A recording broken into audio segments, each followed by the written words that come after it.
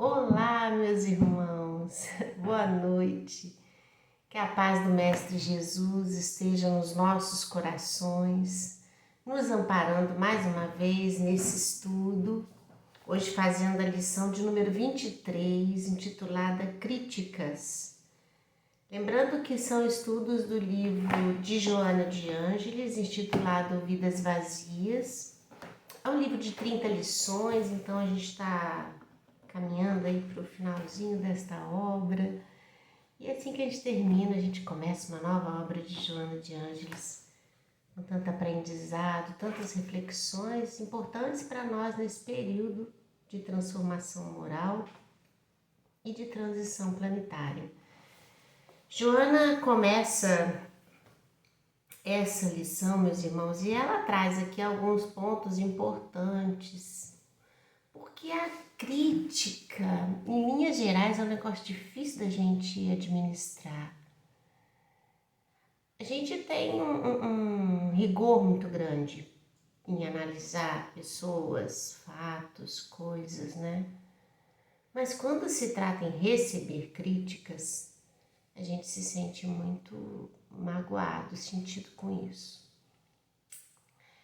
E olha que a gente pode dizer assim, Kátia, mas depende da forma como a pessoa fala com a gente. Às vezes não é que a gente não queira receber a crítica, às vezes é que o jeito que a pessoa fala, seja lá qual seja as justificativas que a gente vai dar para uma situação dessa, que a gente possa dizer, porque é a forma como fala que nos afeta, ou a crítica em si, seja lá qual for essa situação, a gente não aceita muito bem, não.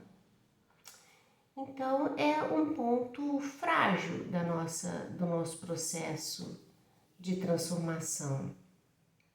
Porque a crítica, se bem entendida, se aceita quando necessária, ela é um fator preponderante para a nossa transformação.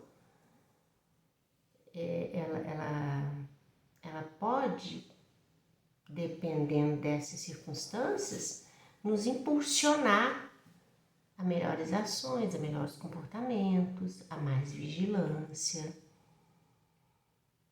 Então, quando Joana traz um tema desse, eu acho que ela está pensando mesmo em despertar no nosso coração a reflexão sobre isso. Como tem sido a nossa conduta ante a crítica que recebemos? Como tem sido a nossa conduta na crítica que fazemos? Qual tem sido a lente que nos faz enxergar aquilo que nos incomoda no outro? Qual tem sido a lente que nos faz enxergar a nós próprios? Esses são pontos importantes que Joana de Ângeles nos faz pensar quando traz uma temática dessa. Ela inicia o texto em alguns primeiros parágrafos e ela diz assim, olha, no sentido literal, a crítica é uma análise neutra de um fato, de um escrito, de um comportamento, de uma obra de arte e reticências, e assim vai. A crítica deve ter o cuidado de contribuir em favor do aperfeiçoamento daquilo que se encontra sob a sua observação. É valioso contributo para a qualificação e o aprimoramento de toda e qualquer obra colocada sob a ótica dos estudos sérios. Desse modo, pode ser construtiva ou destrutiva. E vamos parar aqui. Hoje a gente percebe nas empresas, nos locais de trabalho, o processo de avaliação. E quando fazemos o processo de avaliação, sempre existe uma observação mais atenta de um fato, de processos, né? De procedimentos, de encaminhamentos, de links que se fazem entre uma ação e outra. E esses processos, eles entram em avaliação. A crítica nasce dessa avaliação dos processos e das coisas, não para procurar culpados, mas para procurar aquilo que não está eficaz tanto quanto poderia estar.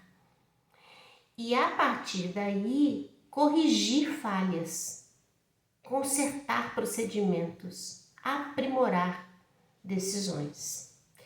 É claro que por trás desses processos, quem realiza isso são pessoas. Então essas pessoas de alguma forma serão afetadas verbalmente, né, ou em circulares, seja lá o que seja, para poder corrigir aquela anomalia, mas sempre com o intuito do aprimoramento. Então, isso faz parte hoje de um caminho, de uma sociedade como a nossa, que vive em função de resultados, não é? Sempre em função de resultados. Então, somos todos nós profissionais, seja lá da área que estejamos atuando, estamos nós sempre tendo a necessidade de nos qualificarmos para melhor servir aonde fomos colocados. Aí Joana fala que desse modo ela pode ser construtiva e destrutiva. Quando se procura culpados, ela não tem um bom resultado. Ela gera desavença, discordâncias. Quando ela é construtiva, ela pode até gerar discordâncias, mas busca-se um ponto em comum, sempre tendo em visão a meta a ser atingida. Veja que isso tira um olhar disso sobre processos e coisas. A crítica sai do âmbito da pessoa para o âmbito das coisas, dos procedimentos. E aí parece que tira um pouco o peso da gente, daquilo que está acontecendo. Pessoas erram sem nem mesmo saber que estão errando.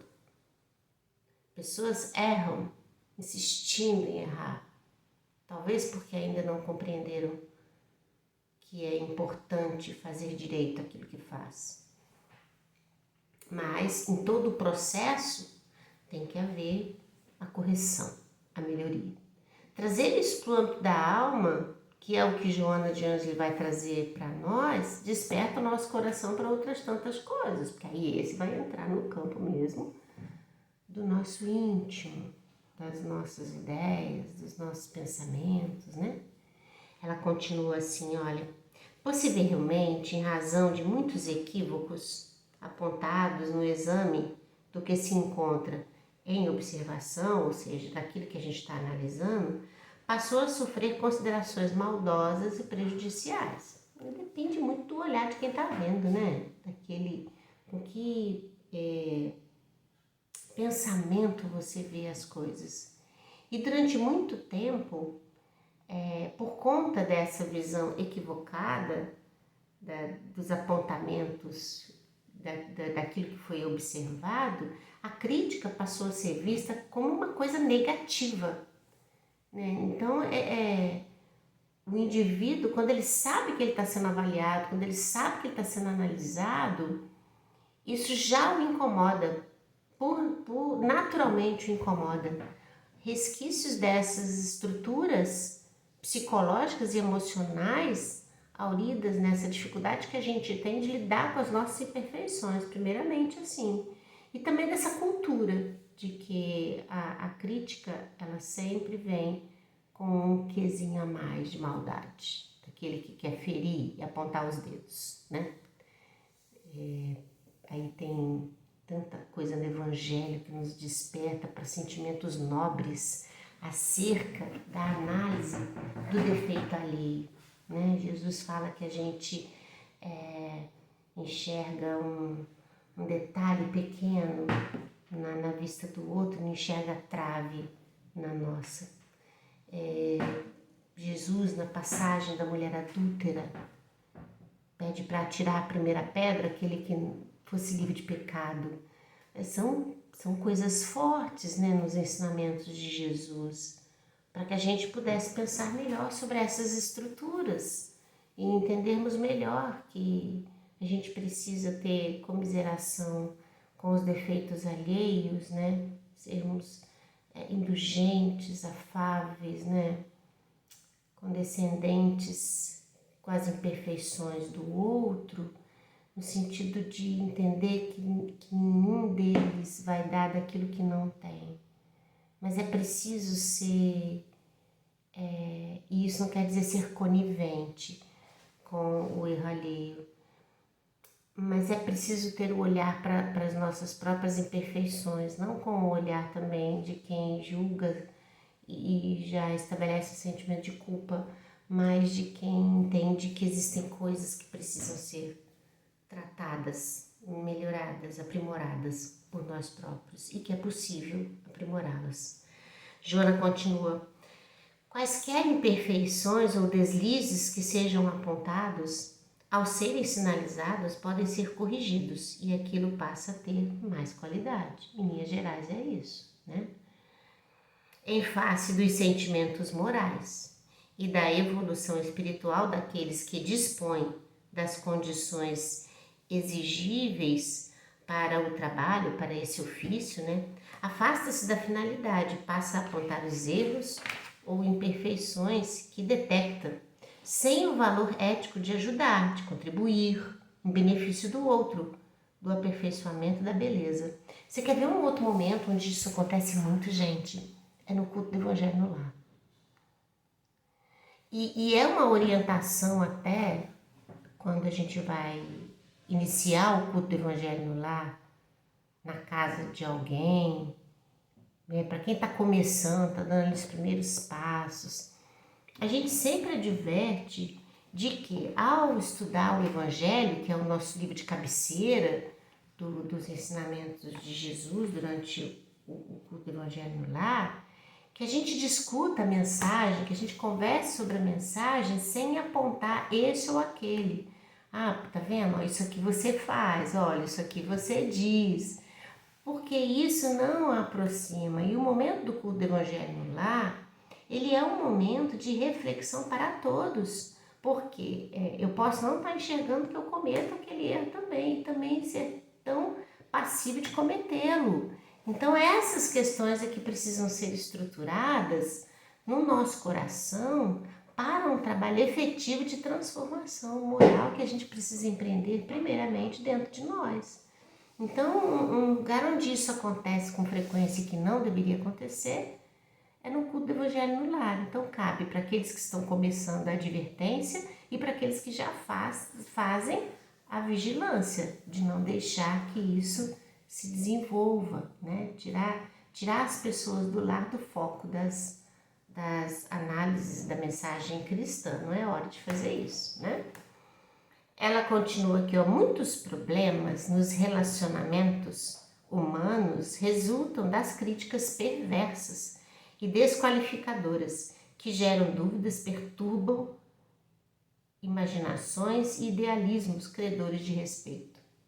Como natural consequência, os críticos profissionais, que muito podem contribuir para o embelezamento da humanidade, fazem-se impiedosos nas suas observações e aniquilam principiantes necessitados da orientação. Ei-los em toda parte, severos e cruéis, portadores de conflitos, descarregam-nos no labor a que se dedicam em processo de transferência psicológica. A maledicência e a calúnia são filhas nefastas da crítica infeliz e carregada de má fé. Olha como que ela coloca, aqui nesse ponto, Joana está chamando a atenção para aqueles que adotam para si o ofício de criticar. Ou mesmo aqueles que são os observadores contumazes, que estão sempre atentos, observando todos os cantos, observando tudo que se passa, o que as pessoas dizem. É preciso entender que esse olhar de quem critica é um olhar marcado pela sua estrutura psicológica. Porque a pergunta inicial que a gente fez, né, com que lentes a gente observa isso, é que é preciso ver. Por quê? A nossa visão de fatos, pessoas, é uma visão distorcida. Por exemplo, se eu tirasse esse óculos aqui agora, mas se eu tiro meu óculos aqui, eu não consigo identificar nem a imagem que está aqui à minha frente. Quando eu estou junto de pessoas, eu não consigo identificar primeiro. Então, porque eu tenho uma distorção, né, no globo ocular. E o óculos, ele vem para corrigir isso. Aí eu coloco o óculos e eu falo, ai, que delícia, eu estou vendo tudo, né? Quando a gente faz a avaliação do outro, o que a gente está enxergando é isso aqui com os nossos olhos, com as nossas imperfeições, é que a gente está enxergando o outro. Então a nossa análise, o nosso olhar, a nossa crítica, a nossa reflexão, tudo está pautado nisso, ó, nos desvios da nossa visão moral. Moral, entendam isso, moral, né? São as lentes das nossas imperfeições, com as nossas imperfeições que enxergam isso tudo. A análise crítica de uma pessoa ou de uma coisa, ela sugeriria para nós o olhar de uma outra lente, que é a lente cristã. Aquela que consegue perceber que o outro, ele está ali com as suas limitações, ele está ali com as suas dificuldades e ele está tentando dar o melhor dele.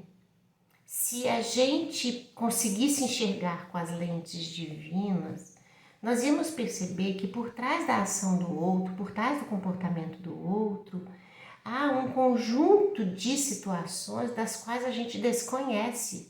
Porque esse espírito em questão que realiza essa ou aquela tarefa que nos incomoda, que foi o autor desse ou daquele episódio que nos caiu em motivos de crítica, esse indivíduo, ele tem uma trajetória espiritual que é dele, da qual a gente desconhece. Então, quais foram os caminhos percorridos por ele que fizeram ele chegar até aquele ponto, naquela condição e ter aquela atitude? Em linhas gerais, nós somos muito mais reativos do que a gente age com sabedoria, porque a reação, ela sempre vem em função dos estímulos e dos hábitos adquiridos. Ora, pensa aí a gente com mais de 1000 vidas vividas, quantas experiências nós tivemos e quanto nós estamos nos comportando repetidamente em determinadas situações similares. Então, quando a vida vem, a vida de hoje, traz pra gente alguns episódios, algumas histórias, a gente, sem refletir, sem pensar, a gente reage, é a reação. Ela nasce numa atitude espontânea de quem sempre vem respondendo daquela forma a estímulos parecidos. Então a reação, ela nasce desses hábitos. Por isso que a gente às vezes fala assim, poxa vida, a gente já está querendo mudar, a gente já está querendo mudar comportamento. Mas aí de repente a gente fala, puxa vida, como que eu não consegui me corrigir? Quando eu vi, eu já tinha falado, eu já tinha dito, eu preciso me vigiar. Porque a reação ainda acontece aos estímulos recebidos, de tanto comportamento sedimentado desta forma. Mudar isso, mudar hábito, mudar a forma de enxergar. Então a primeira coisa que a gente precisa entender é que quando a gente olha um fato, uma coisa, a gente está olhando aqui, ó, com as lentes das nossas imperfeições. E por isso talvez, entendendo talvez isso, nós fôssemos mais indulgentes com as faltas alheias, assim como nos ensina o Evangelho de Jesus. Bom, Joana continua, ninguém é capaz de produzir algo irretocável, só excepcionalmente em algum detalhe que mereça correção. É necessário que o candidato à realização possua a humildade de reconhecer os pontos criticados e busque corrigi-los desde que honesta reconheça a análise negativa. Não é o fato de alguém discordar do que observa, apontar erros, que se deva aceitar as suas anotações sem poder justificar a sua obra. Igualmente, cabe ao crítico a postura de contestador, sem ressentimento, porque cada qual tem a possibilidade de julgar conforme a própria maneira de ser e de entender. Olha as lentes, né, das imperfeições. São muitas as facetas emocionais de cada pessoa que imprimem no que fazem sem sequer perceber. Por quê? O que Joana está colocando aqui? Do mesmo modo que aquele que é o crítico contumaz, que analisa o outro com as lentes das suas imperfeições, aquele que realiza também imprime nas suas realizações marcas da sua personalidade, que para ele é tão natural, tão encaixadinha, tão formadinha, que ele nem se dá conta de que faz aquilo da forma que faz e que aquilo que faz não está sendo conduzido de uma forma bacana, porque se encaixa muito dentro do jeito dele fazer, de pensar e de sentir. Então, nessa estrutura, Joana está levantando 2 pontos aqui para analisar, daquele que critica e daquele que realiza, que é o criticado, né? Ela continua. Assim também, o crítico é portador de emoções, especificidades e nem sempre consegue a neutralidade exigível para um julgamento isento de suas preferências ou mesmo antipatias. A crítica bem direcionada, ela contribui largamente em favor da harmonia e do equilíbrio que devem viger no grupo social. Olha que interessante essa colocação da irmã Joana de Ângeles, né? Ela coloca nessa balança de análise dessa lição a pessoa nos dois momentos. E ela tem um aspecto aqui importante, porque a gente tem até lá na fraternal, dos nossos valores, né, os valores da fraternal. A fraternal tem a missão e tem os valores dela. Um dos valores é a aceitação de avaliação, que nada mais é do que essa crítica. E por que a gente colocou isso como um valor? Porque a gente entende que no estágio evolutivo que nós estamos é muito difícil receber a crítica de alguém, mas ela é necessária para nos despertar para boas e melhores ações. O que Joana de Ângeles nos coloca aqui, que a gente precisa avaliar, dada a importância da gente saber aceitar uma avaliação, é de entender que nem tudo que nos dizem nos definem. Isso é importante, porque há pessoas que a palavra do outro se encaixa dentro daquela avaliação do outro e se coloca numa condição de automartírio, como se as palavras ditas pelo outro encontrassem em si um elo de percepção, e aí a pessoa esquece totalmente o que ela é, o que ela deseja, ou mesmo a razão pela qual ela age daquela forma, e aceita a crítica do outro como algo a lhe ferir o coração, a lhe machucar tão profundamente, que tem sido esse um dos motivos sérios dos processos depressivos, dos processos de abandono e do desejo do aniquilamento da vida. Então, o que ela coloca aqui para nós agora é esse processo de vigilância, de que nem tudo que nos dizem diz de nós. Mas, veja bem, se a gente sabe que a palavra do outro chegou para nós, né? Então a gente precisa pensar sobre aquilo.